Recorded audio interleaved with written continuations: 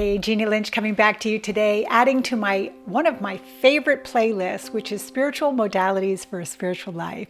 Truly committed to finding different practitioners from around the world that study these different modalities and bringing them to you in an easy to understand way. So today we're diving into a dark topic. Little pause there.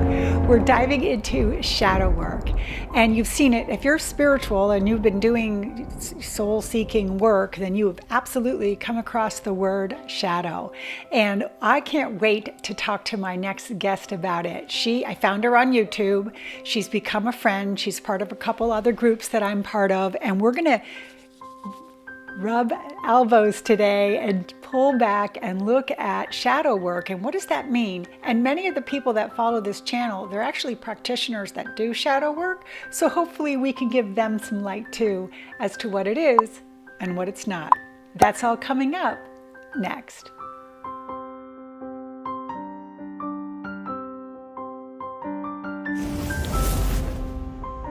RayAnn, yay!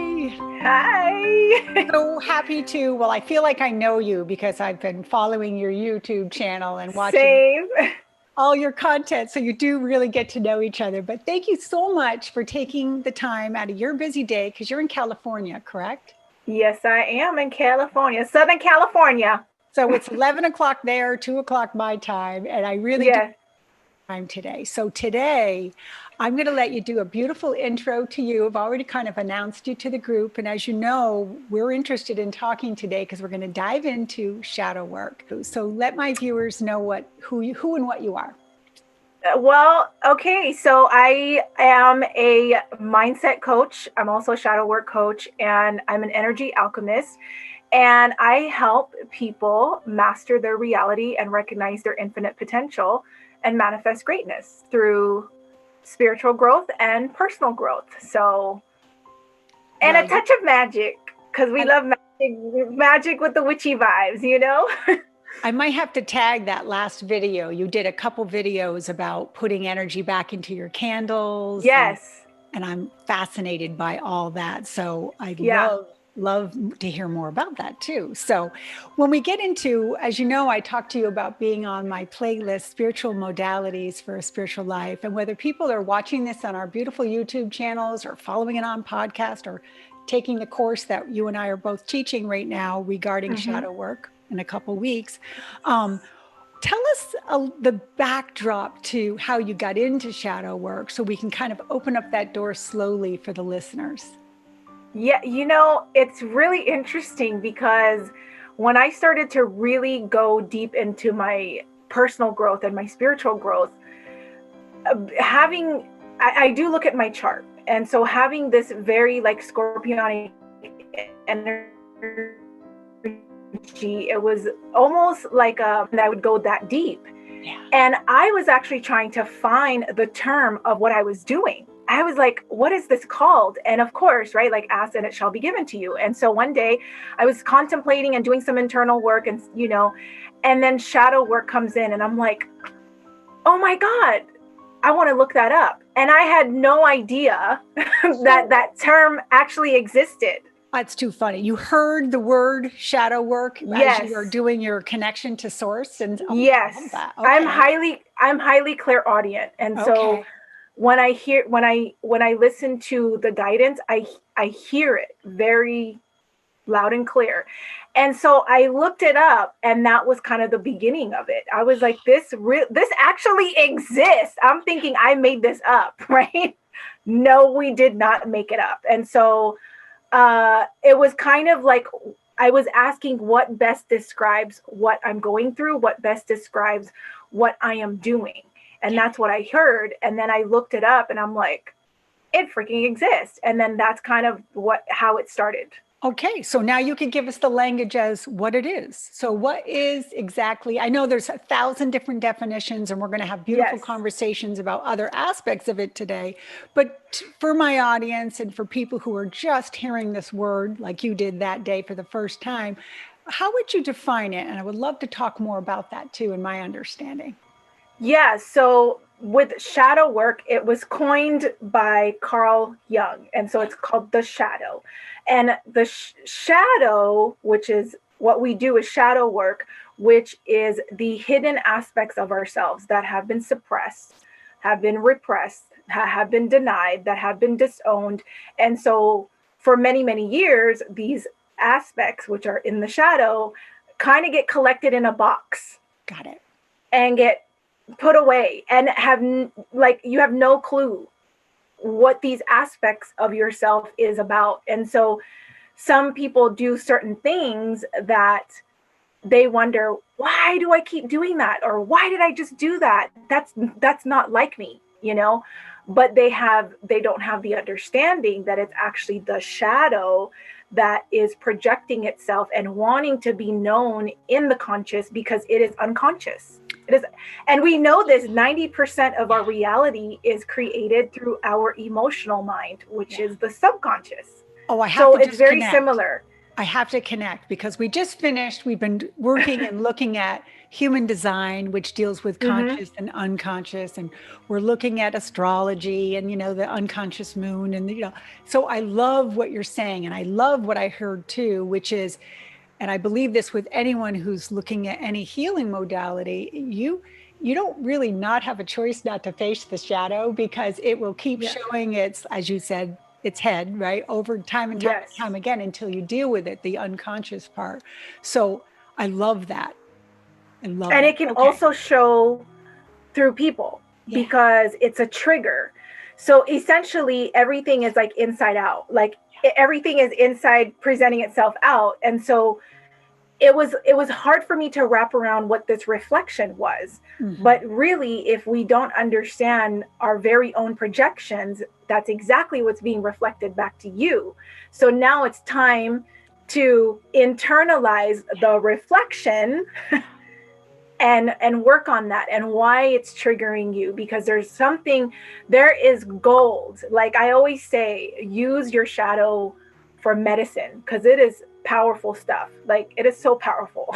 I love that. So this will be cool because maybe you can teach us a couple tips on, how you identify and start working with somebody when we get a little further into pulling this back. For sure. I'm also thinking, and tell me if this lines up with what you believe about shadow work. We hear so often, your sun sign is this, like I'm Aries and my moon sign is Leo, and the darkness and the shadow. And I've heard so much about the moon being those things that are hidden in insecurities and stuff, and how important they are that we look at those, the inward stuff. So is again, shadow connected to that energy? Absolutely. Yes. So I can't wait to roll out. I'm going to ask you, I'm going to put you on the spot. It's a theory that's in my head. So I can't wait to talk to an expert about it. Tell me what you think. I actually just did a video short on this, so I'll be curious what your thought is. When we talk about the shadow being those insecurities and those things we can't see and the hidden, okay? Can shadow work also be this? So I'm going to use myself as an example. I'm a leader. It's in my numbers, it's in my astrology, it's everything, okay?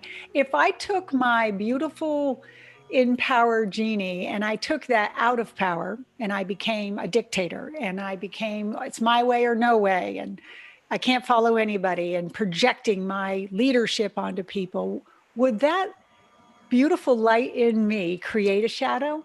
So can our shadow also be ourselves out of power? Yes. And we can actually even continue to create more shadows. Like after knowing certain things, we can even unconsciously repress something. Like you're doing shadow work and things are coming up for you and there's something that you don't like. You can continue to still repress that and say, I don't want it. And a lot of the times too, like, okay, like it's not so much insecurities. It seems like insecurities because it hasn't been developed, because it has been suppressed. So going back to astrology, there's that personality, and that's kind of the mask that you put out in front of the world. And that's why it goes into different layers where you have your rising sign, and then you have your sun sign, and then you have your moon sign, and then you have the other planets that revolve around revolve around your chart. And so that's why they could be tied. It's powerful to look at them together. I love this. So good. Let's take this into a practical step then, maybe of someone you've worked to, so that my people, I'd love to allow my audience the ability to kind of walk through the steps of doing this work.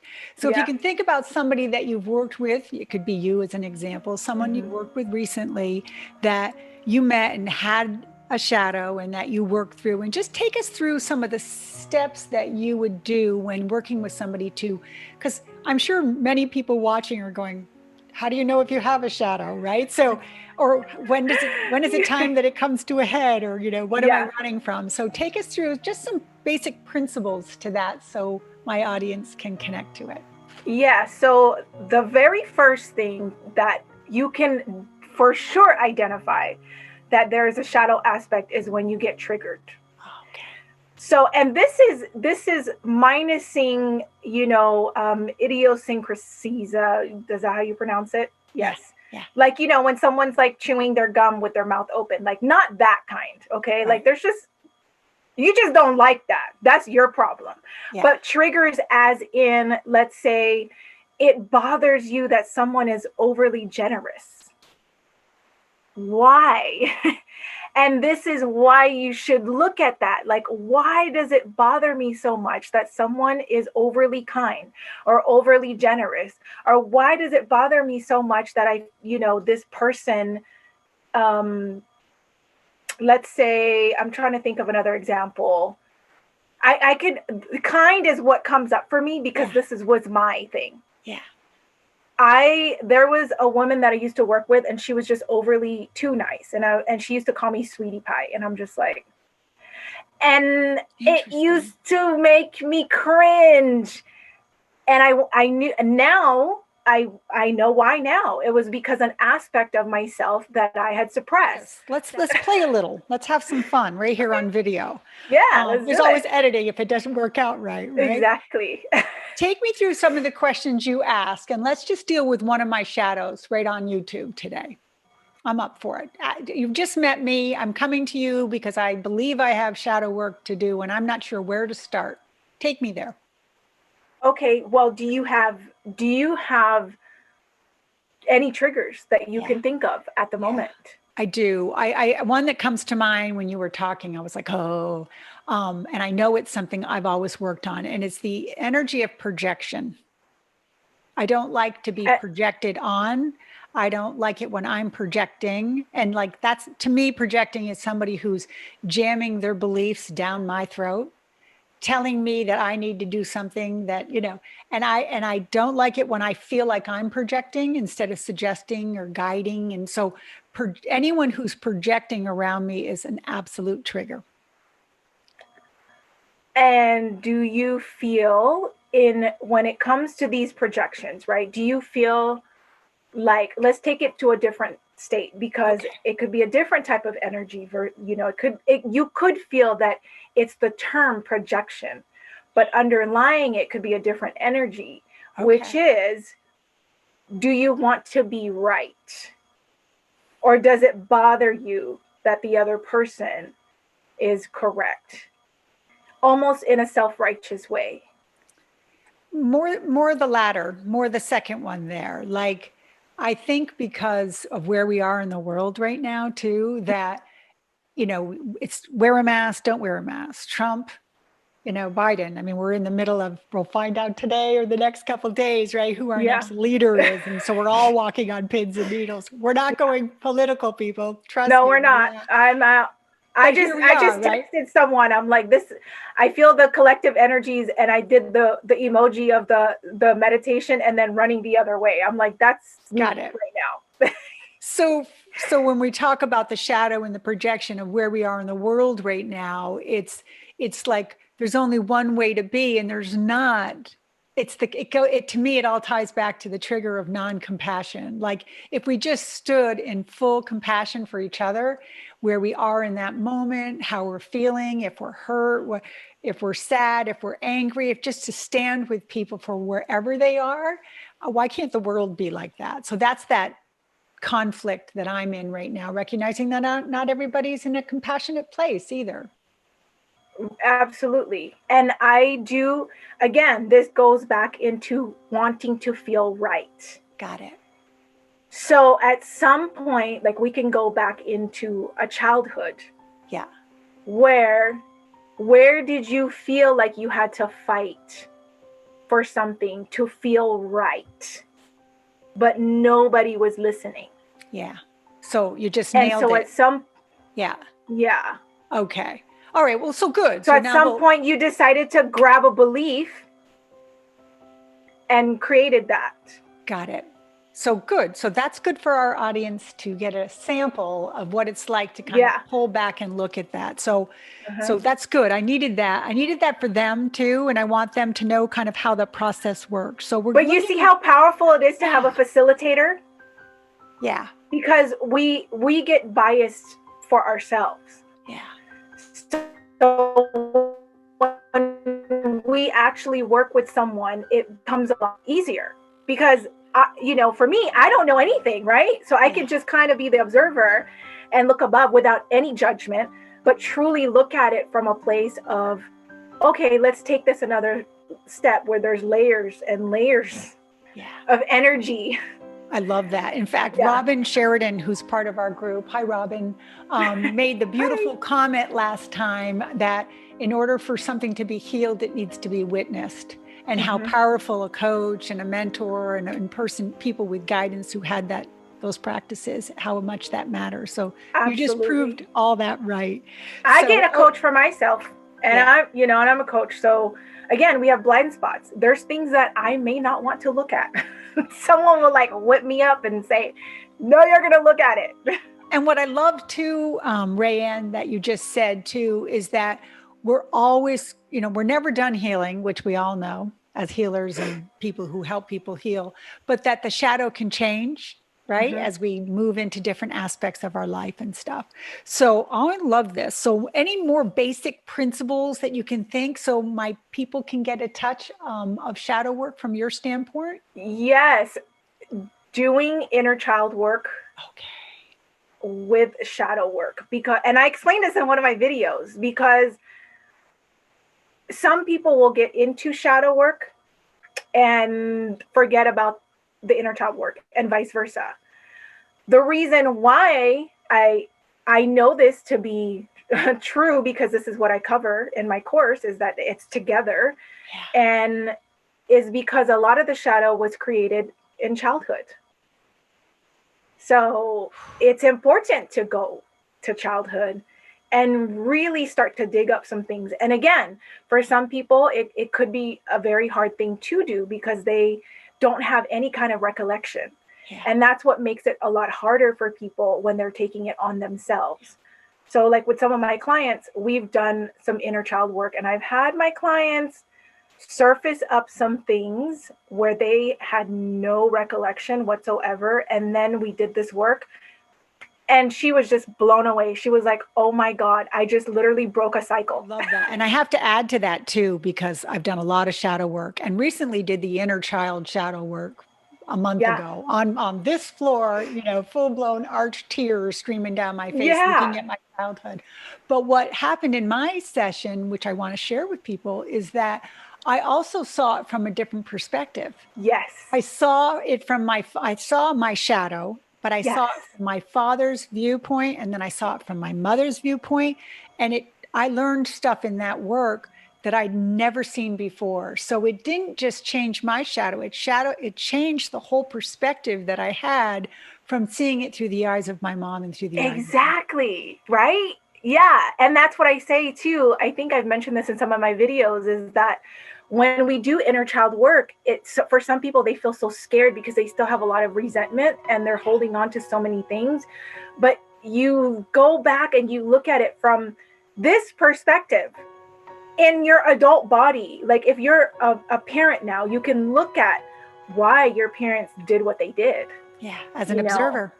Right. And change the whole course, like just like that. Well, so good. That leads me into another great question then for you doing this work. When someone's working with you, Is it, do they have to come like 6 times to really face the shadow, or can they work with you once? Or is it, how do you work with somebody? Have people come to you once and never seen you again? Or do they have to work over long term?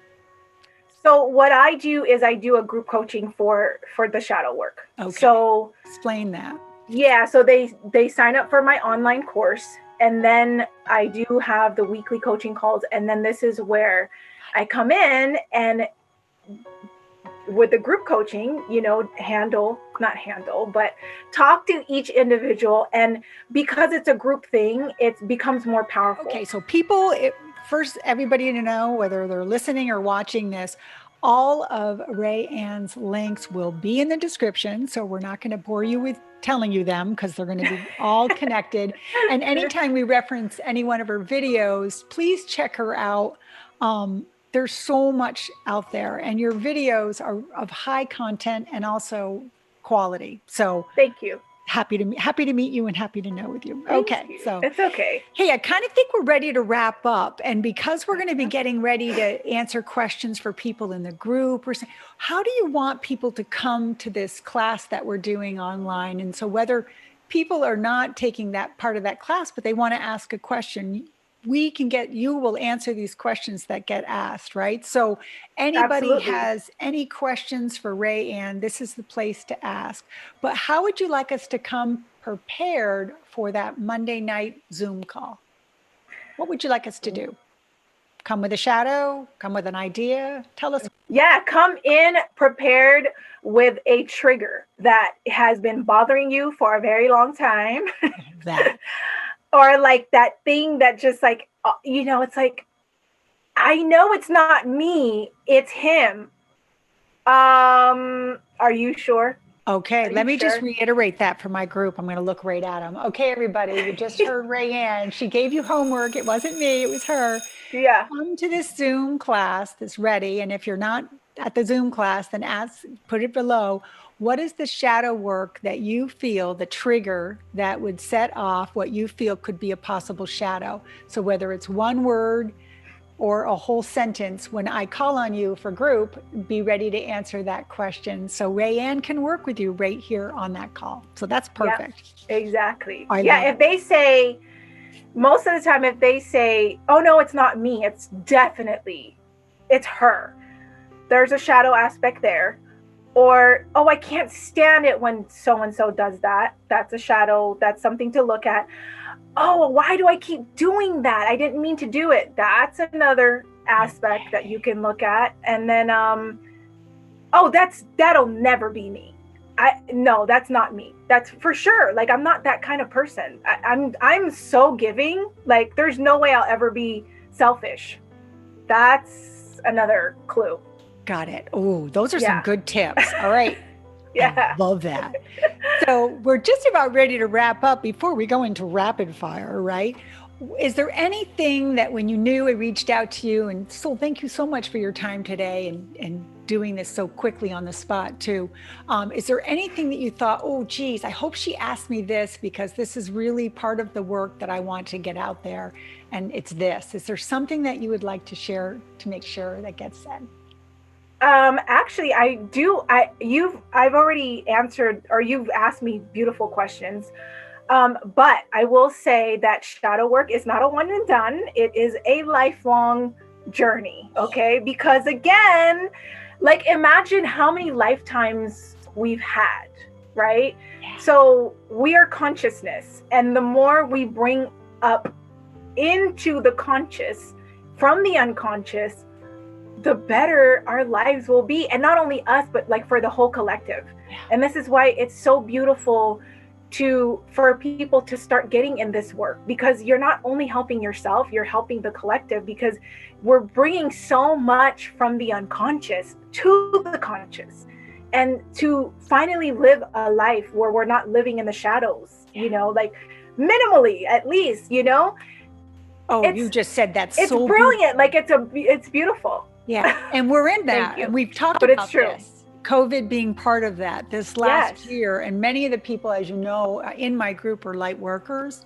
So we have taken this time as a very serious time to help the collective and up the energy and go into that 50 Yes. consciousness. Whatever we're doing it. Yeah. We're doing it together. So I love the whole one and done, not right. I love Exactly. that. Cool. Okay. It's never one and done. Okay. I love that. And that we're always healing. Such a beautiful point. Okay. Yeah. Moving into rapid fire, which is my favorite part. Okay. So right now, bells and whistles are going off and the music's starting to go. And we're asking these quick questions that are just one-word questions that you get to share with everybody. And this is my opportunity to say thank you again for your time today. You're so welcome. You ready? Yes. What is your favorite movie? Oh, What Dreams May Come. Robin Williams. It's my favorite. Yes, all time. All time. It's so good. It's so good. About that. If you were going to change the world today, what would the world look like? No poverty. No poverty. Abundance. I love it. Yes. We all have pet peeves. Come on. What is yours? Oh, my name. Oh my God. It has to be spelled the way RAY capital ANN together. God. What is the personal quality about you that you love, RayAnn? Everything. No, just kidding. It's a great answer. That's not kidding. No, I love that. I actually started to really find out, like doing shadow work, that I'm a very good strategist. And I'm like, dang, no wonder why I was like really good in organizing, because I can untangle anything. Okay. Give me anything that's all tangled up. I will untangle it within like seconds, and my kids are like, how? Yeah. What are you doing when you're experiencing joy?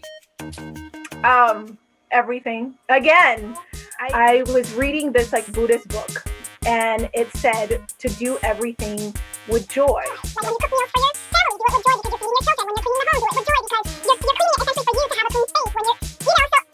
So, yeah.